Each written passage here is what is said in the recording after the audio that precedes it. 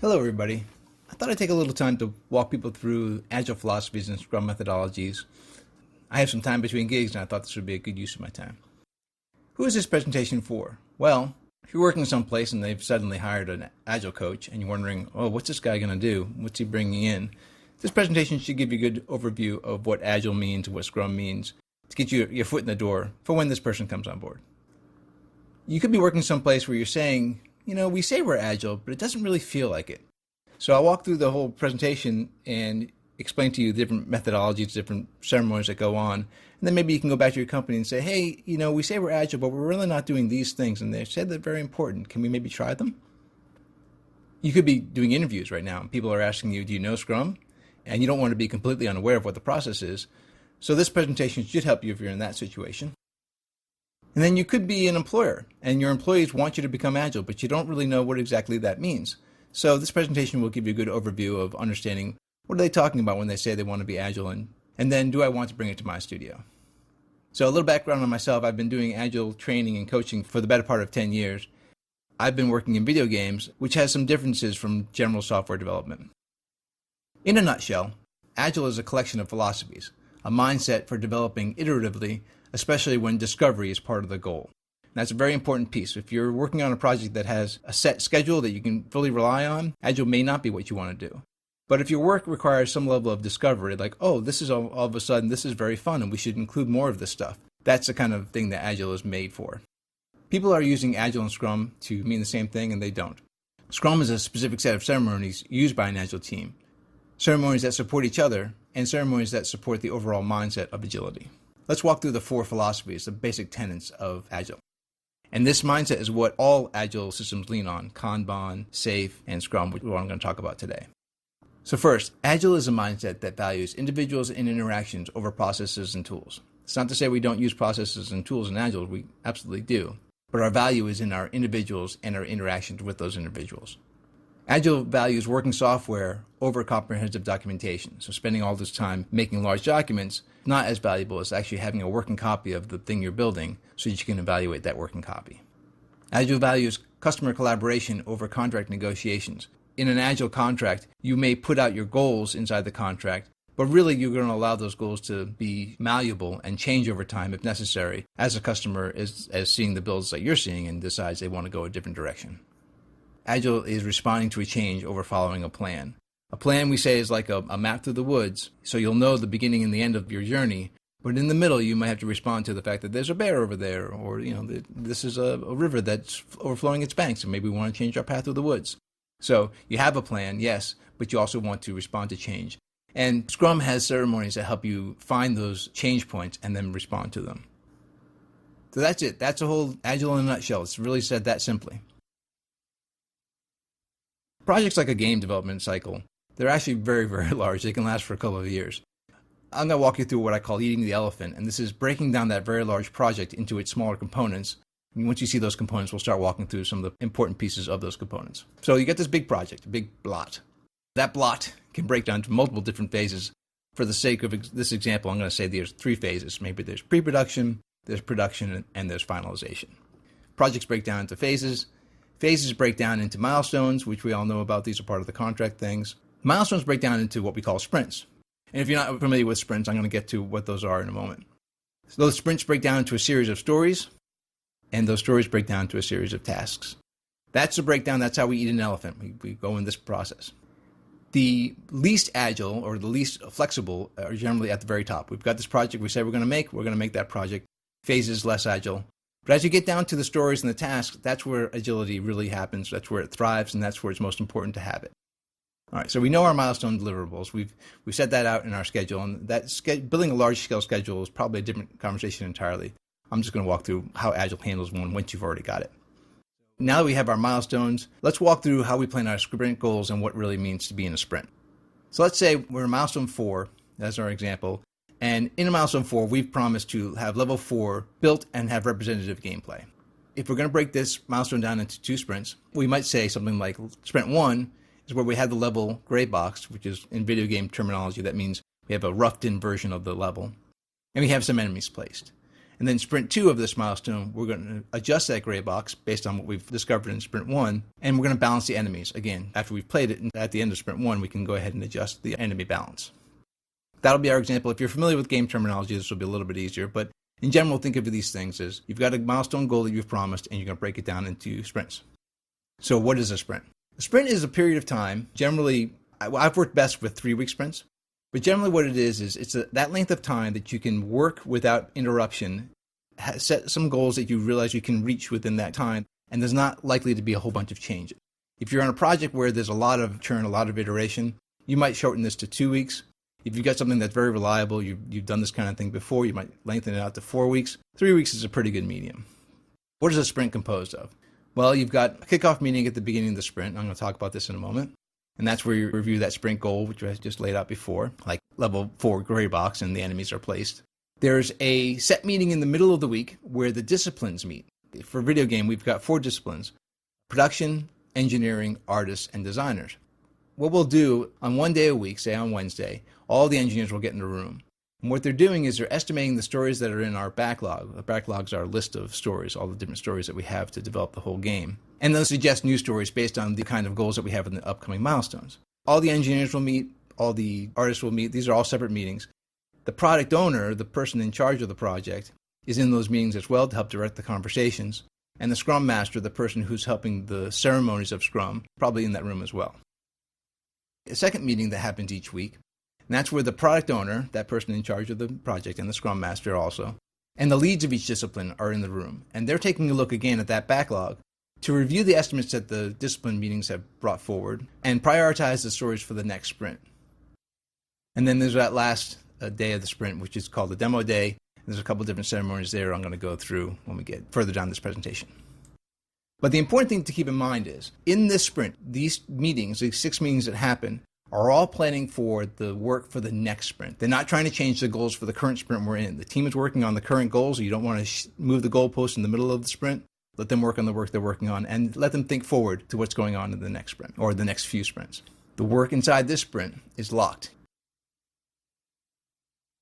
Okay, so a little bit deeper into what a discipline meeting is. And again, this happens probably in the middle of the week. All the discipline members are in the room, along with the Scrum Master and the product owner.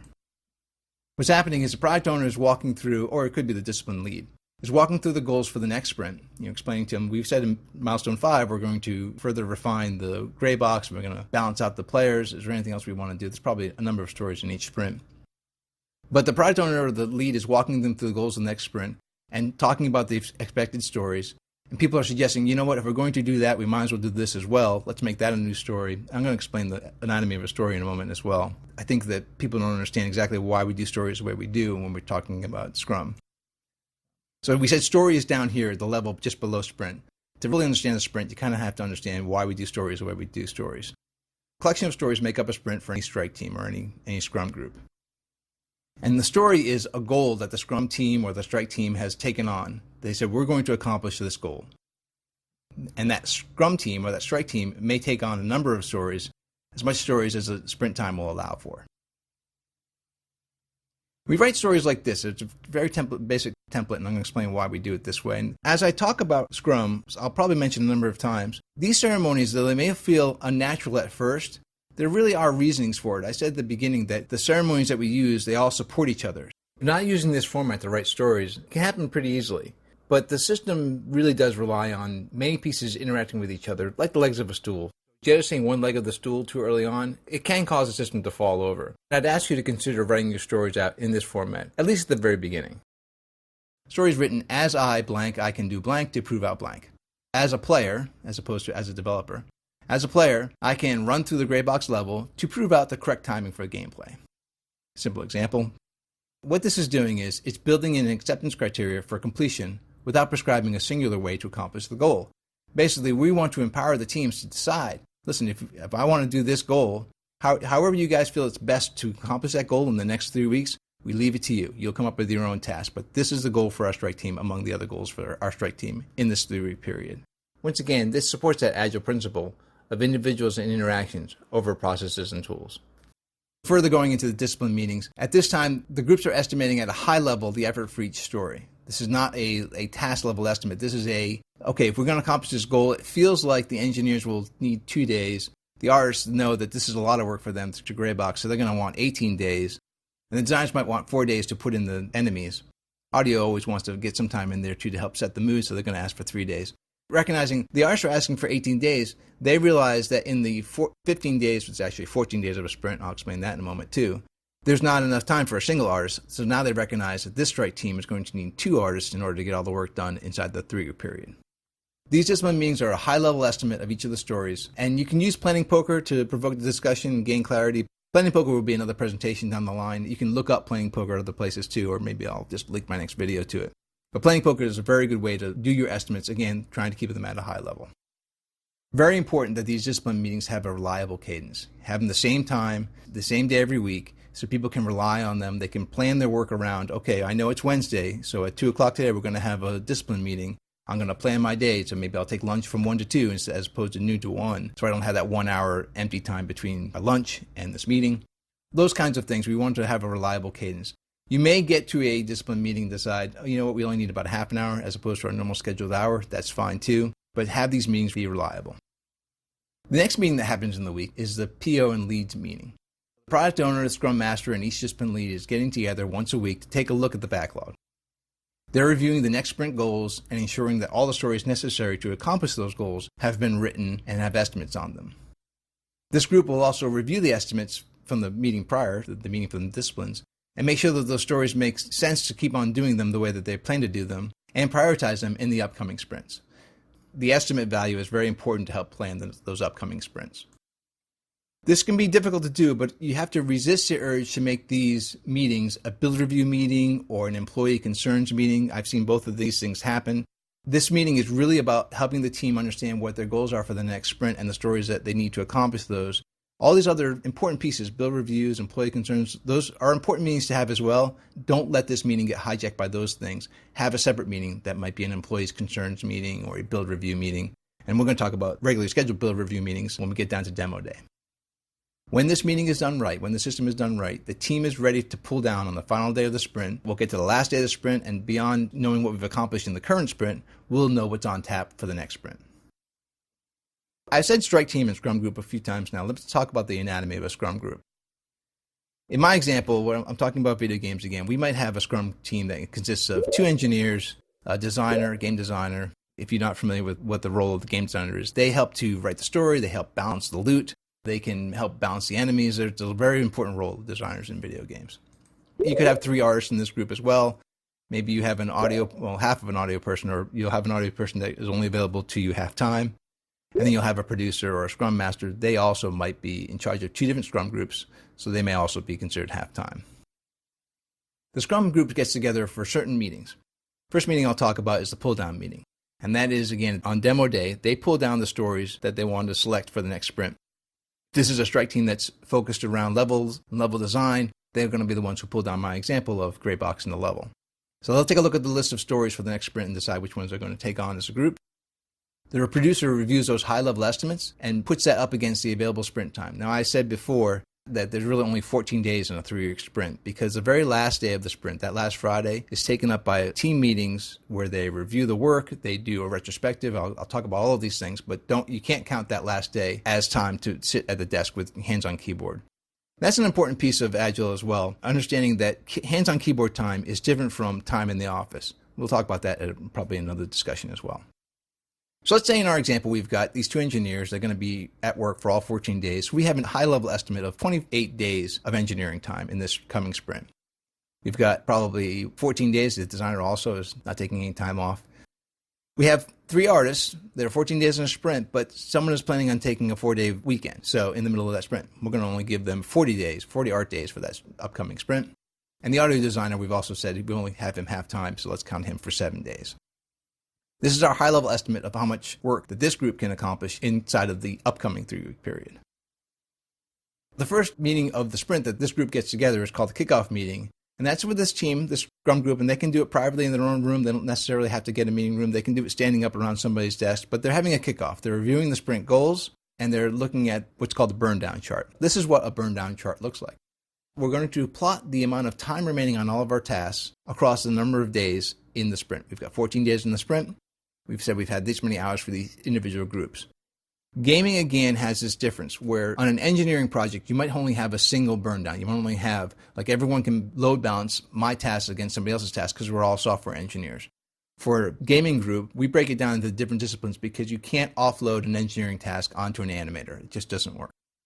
So you have a burn down chart that looks something like this, and you plot out the ideal velocity. If everyone's doing their work, the amount of time per day, they're going to get the straight line right down to 0.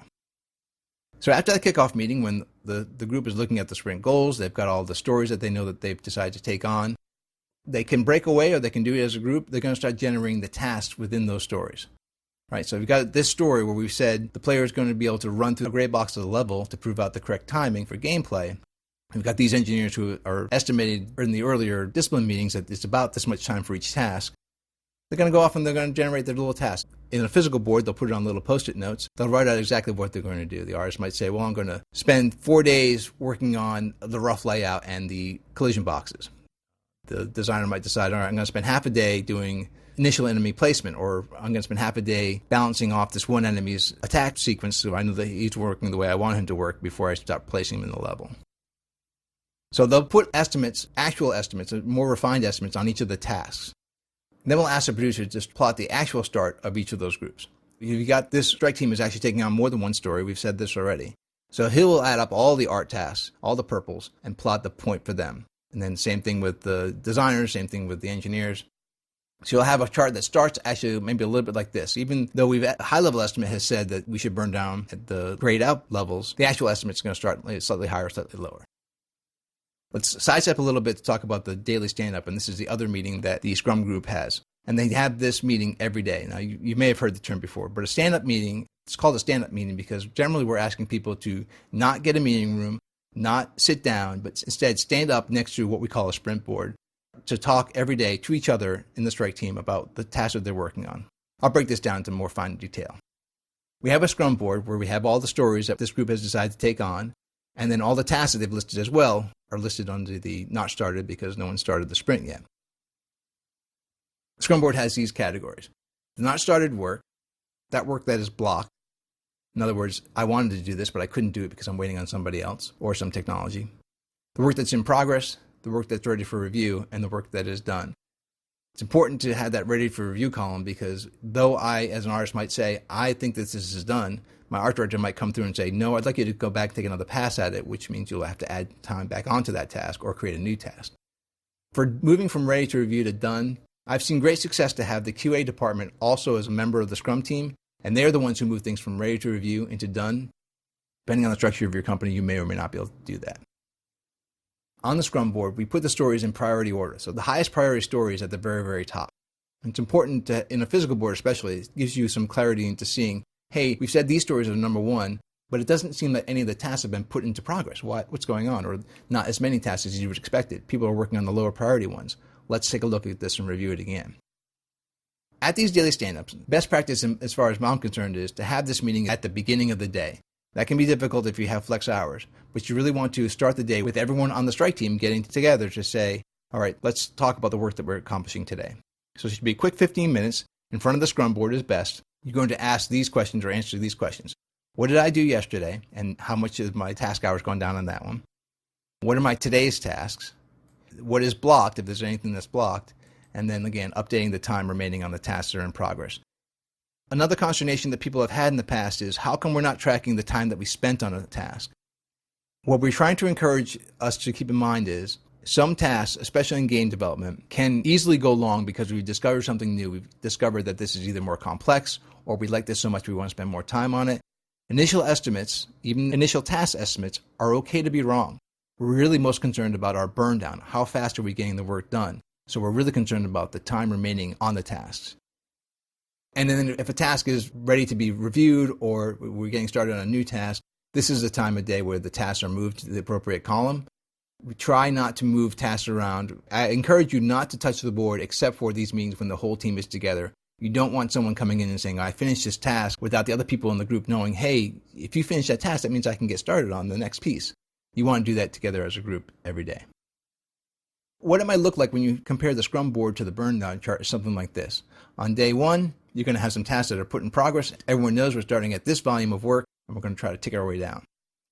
In the middle of the sprint, or as you get halfway through, you're going to see this is pretty good. We've got the highest priority story done. And again, once the story is done, you'll move that story card all the way into the done column.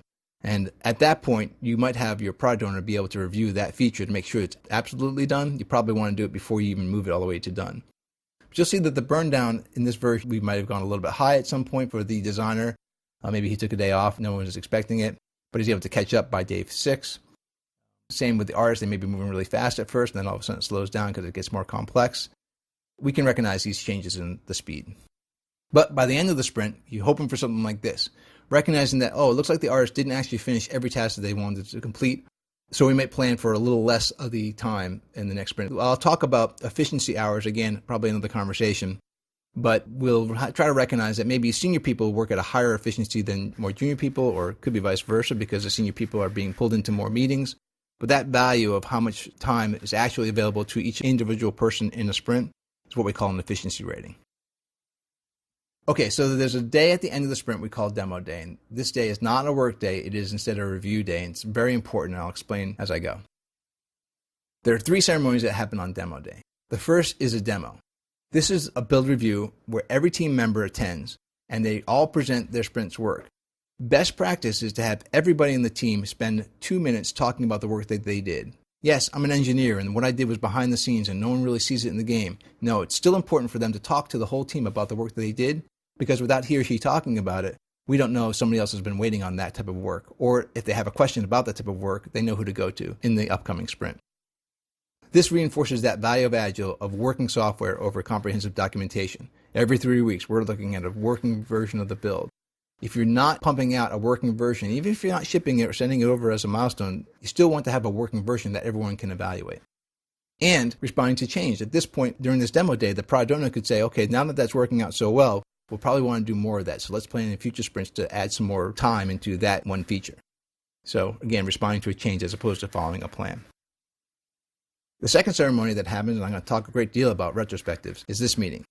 And this is a meeting for the entire team to meet and discuss what went well, what needs attention, and what are possible solutions going forward. Hold on that for a moment. I'm going to talk about this meeting and further on down in this presentation. But again, this is all about individuals and interactions. And then the last meeting that happens is that pull down, where again, the Scrum teams get together, they look at the next sprint stories that have come up in priority and they've been presented by the product owner and the leads. And they decide, okay, in the next sprint, we're going to take on this story, and this story. That's what our group can accomplish. So let's talk about these retrospective meetings and why I harp on this. This might be the most important ceremony in the entire process. Unfortunately, it is also the part that most teams leave behind because they feel it's going to be uncomfortable to talk about the things in the process that went wrong, right? But this is really asking the team for feedback. You want to hear from the team, hey, what didn't work for you in our process? Maybe our Scrum time isn't a great time, or maybe we're not following the process on the Scrum Board. People are talking too much during those meetings. Maybe the acceptance criteria, we're not writing them very clear, and we've had some disruption in this last sprint because we didn't realize that you actually wanted this instead of that. So this is really about the feedback on the process, not the project. You're going to ask these questions in that meeting of the whole team. And this is, again, an open forum. What we're trying to encourage is empowering the team to make changes to the process themselves and not ask just some leadership level to say, okay, I'm going to make this change because it seems like you guys were grumbling about that. Or I'm going to, as a lead, divine what you meant by that grumble and make a change to the way that we do things.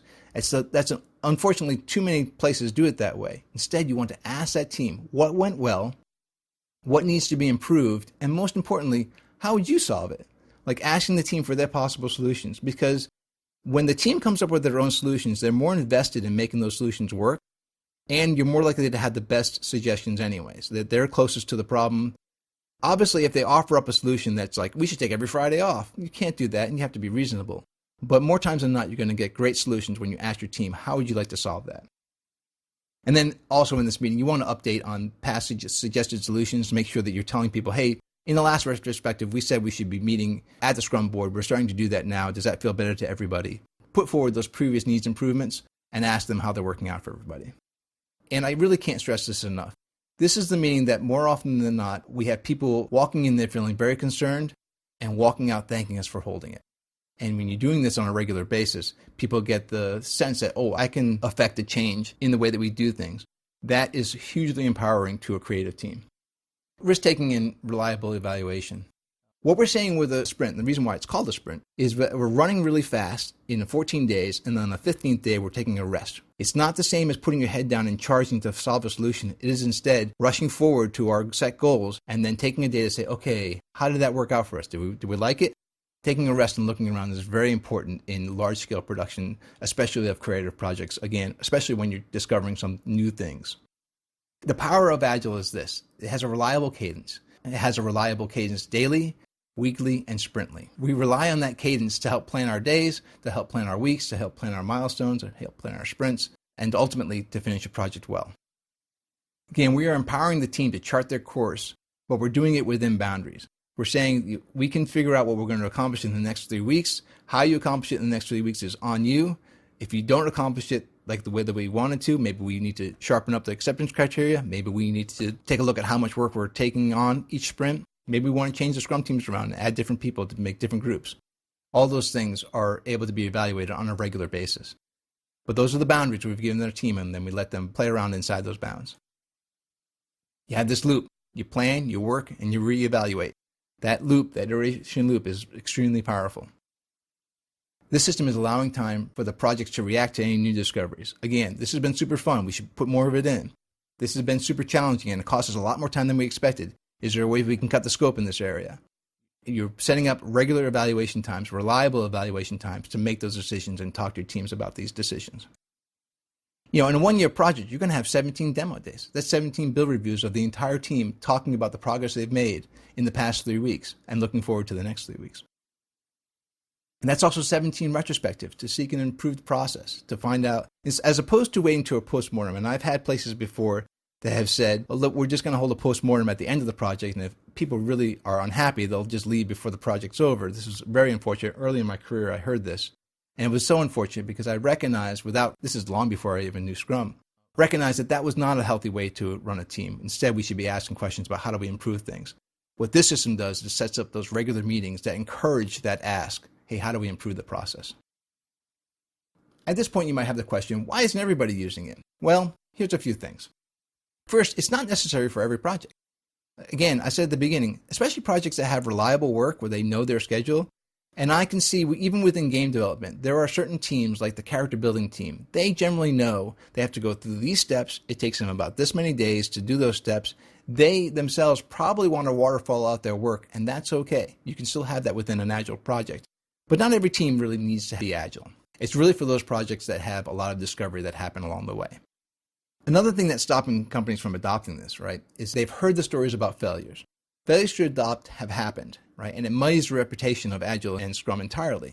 Those studios that only partially adopt the system as opposed to fully adopting, and then the retrospectives may be culling the pieces they don't need, those are the ones who fail, and those stories get out into the ether, and people say, well, I've heard about Agile. This last studio that I talked to, they failed miserably. It caused all kinds of problems with their schedules, and they jettisoned it right away.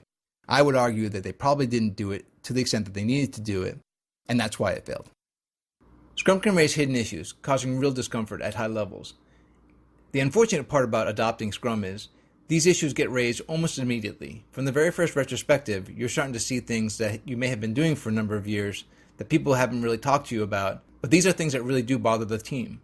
And now you have a forum for bringing those things to the surface. Ultimately, that's a good thing, because now you've got a process that helps to find solutions to those things. But there are certainly places that are not yet ready for that level of transparency. This system requires trust to empower teams at a level needed for success. There are certainly offices out there that aren't ready yet to empower their teams at the level needed for Scrum to be successful. And Scrum relies on soft skill experts at multiple levels. For this to work, the environment needs to be filled with people who are very good communicators, they're good at collaboration, they're good at mitigation, they're good at problem solving, and they have teams that trust each other. So there's a lot in the system that I haven't covered in this presentation. I didn't want to make it too long. It's probably gone on further long it's already. But here's some things that I haven't covered, and perhaps I'll get to other videos that'll help suss all this stuff out.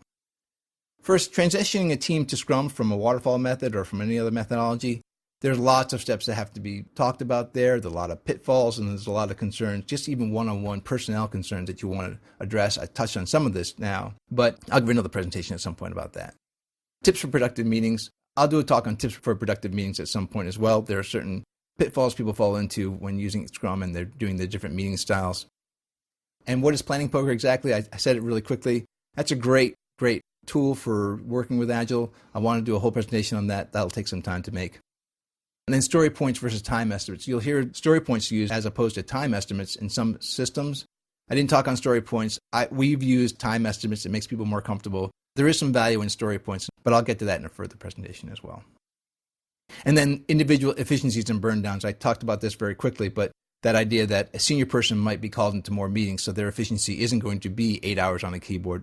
Honestly, nobody really should be expected to spend 8 hours of keyboard time. You might get 6.5 on someone who's, or maybe even 7 on someone who's extremely efficient. But between answering emails, having side conversations at work, all those things that you still want people to do, because you want communication to happen not just through emails, but you want side conversations as well. Expect that you're going to have to change people's efficiency based on their role or based on their seniority. Lots of things affect a person's efficiency. You want to factor those numbers in when you're doing the burn downs. Again, another talk for another day. I hope this video has helped you out. Again, my name is Jeff Outlaw. You can reach me through outlawArtisans@gmail.com. If you put in your subject line, this is regarding the Agile video, that helped me out. I can find your emails more quickly. And then I'm happy to talk. I could talk Agile and Scrum all day long. Amongst other things that I geek out about, this is certainly one of them. So feel free to reach out to me at any time through email, and I'm happy to answer any questions. Cheers.